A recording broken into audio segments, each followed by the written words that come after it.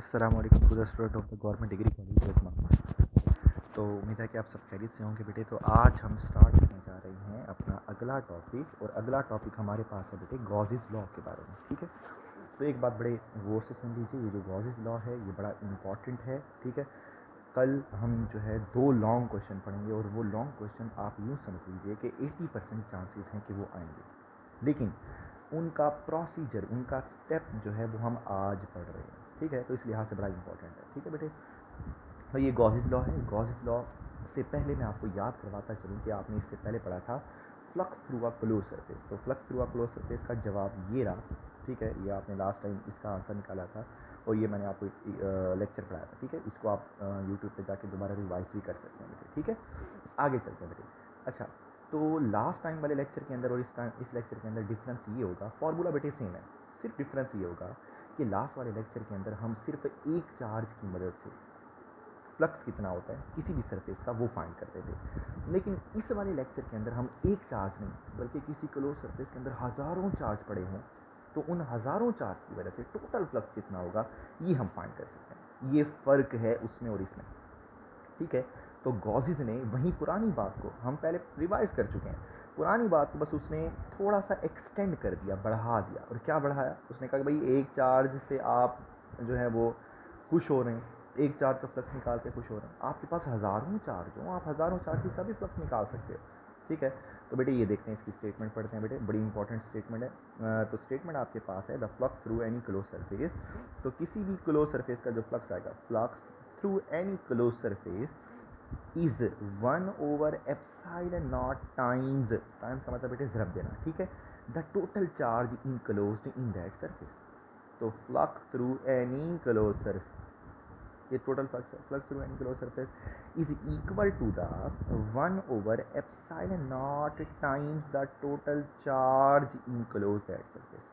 ठीक है, ये आ गया आपके पास बेटे, टोटल फ्लक्स आ गया। सही है जी। When calculate the flux, explanation में चलते हैं बेटे। जब हम फ्लक्स को कैलकुलेट करेंगे थ्रू क्लोज सरफेस, ठीक है, तो हम क्या करते हैं, हम यहाँ पे हर चार्ज का, बेटे ये चार्ज है, इसकी वजह से मैं सर्कल लगाऊंगा। लास्ट में बेटे सर्कल वाला पड़ा था, याद होगा आपको। ये सर्कल लगाऊंगा, ये सर्कल लगाऊंगा, ये सर्कल लगाऊंगा, हर एक चार्ज का अलग अलग मैं फ्लक्स फाइंड करूँगा। ठीक है, तो अलग अलग फ्लक्स कैसे हैं बेटे, ये देखिएगा, टोटल फ्लक्स, ये हर चार्ज का फ्लक्स, ये फ्लक्स नंबर 1 पहले चार्ज का, फ्लक्स नंबर 2 दूसरे चार्ज का, और सो nth चार्ज का फ्लक्स। ठीक है, हर चार्ज का फ्लक्स हम पीछे कर चुके हैं, Q1/epsilon के बराबर है, Q2/epsilon के बराबर है, सो Qn/epsilon के बराबर है। ठीक है जी। अच्छा जी, फिर आपने क्या किया बेटे, आप देखेंगे इनमें कॉमन है 1/epsilon, 1/epsilon, 1, ये सारे कॉमन है बेटे, ये कॉमन निकालें और अंदर आ जाएगा Q1, Q2 और Qn। ठीक है, तो 1/epsilon इंटू टोटल चार्ज, ये इतना आसान सा गॉस लॉ के बारे में। ठीक है बेटे। अच्छा जी, तो इसमें से epsilon कॉमन लिया, अभी यही स्टेटमेंट बन गई, total flux through any close surface is equal to 1/epsilon times the total charge. ठीक है जी, ये आपके पास स्टेटमेंट है। आगे चलते हैं बेटे, आगे है आपके पास application of the Gauss's law.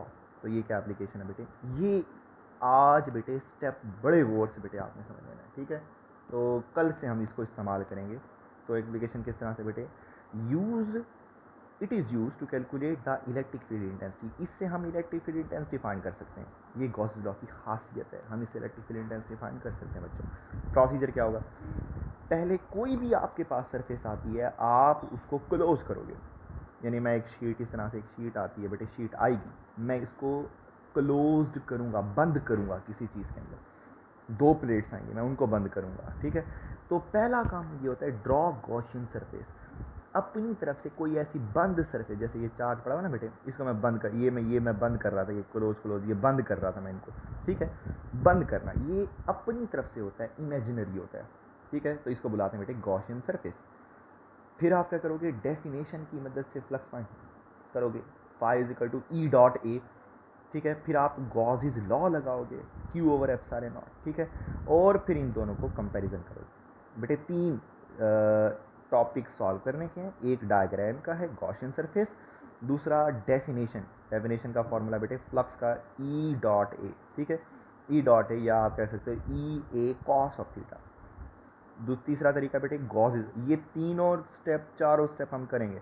चौथा है बेटे आपने दूसरे स्टेप की इक्वेशन को और तीसरे स्टेप की इक्वेशन को कंपैरिजन करना है बच्चा, ठीक है। कोई भी मसला हो बेटे आप मुझसे मैसेज करके व्हाट्सएप पे पूछ भी सकते हो। ओके बेटे, खुदा हाफिज़, बेस्ट ऑफ लक। ये बेटे अच्छी तरह से तैयार कीजिएगा, आगे लॉन्ग क्वेश्चन इसी पे करने हैं हमने कल।